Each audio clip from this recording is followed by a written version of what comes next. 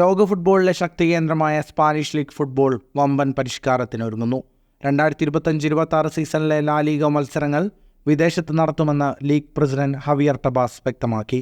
2 വർഷത്തിനകം മത്സരങ്ങൾ അമേരിക്കയിൽ നടത്താനാണ് ലാ ലീഗയുടെ നീക്കം. പിന്നീട് അത് മറ്റ് രാജ്യങ്ങളിലേക്കും വ്യാപിപ്പിക്കും. ലാ ലീഗയെ ആഗോള ബ്രാൻഡാക്കി മാറ്റുകയാണ് ടെബാസിന്റെ ലക്ഷ്യം. സ്പാനിഷ് പത്രം എക്സ്പാൻഷന് നൽകിയ അഭിമുഖത്തിൽ ടെബാസിന്റെ വാക്കുകൾ ഇങ്ങനെയാണ്: 2025-26 സീസൺ മുതൽ ലാ ലീഗ മത്സരങ്ങൾ വിദേശത്ത് നടത്തും. നോർത്ത് അമേരിക്കയിലെ മാർക്കറ്റിൽ കൂടുതൽ സാന്നിധ്യം അറിയിക്കുകയാണ് ആദ്യ ലക്ഷ്യം. ഇതിനായി അമേരിക്കയിൽ ചില മത്സരങ്ങൾ നടത്തും. മറ്റു ലീഗുകൾ ശക്തമായ വെല്ലുവിളിയുമായി മുന്നോട്ട് പോകുമ്പോൾ ലാ ലീഗയ്ക്ക് പരമ്പരാഗത വഴിയിൽ മാത്രം സഞ്ചരിക്കാനാവില്ല. പുതിയ കാലത്തിൻ്റെ വെല്ലുവിളികൾ ഏറ്റെടുക്കാൻ സാധ്യമായ പരീക്ഷണങ്ങൾ എല്ലാം നടത്തുമെന്നും ടെബാസ് പറഞ്ഞു. ലാ ലീഗ മത്സരങ്ങൾ വിദേശത്ത് നടത്താൻ 2018 മുതൽ ബാഴ്സലോണ പദ്ധതിയിട്ടിരുന്നു.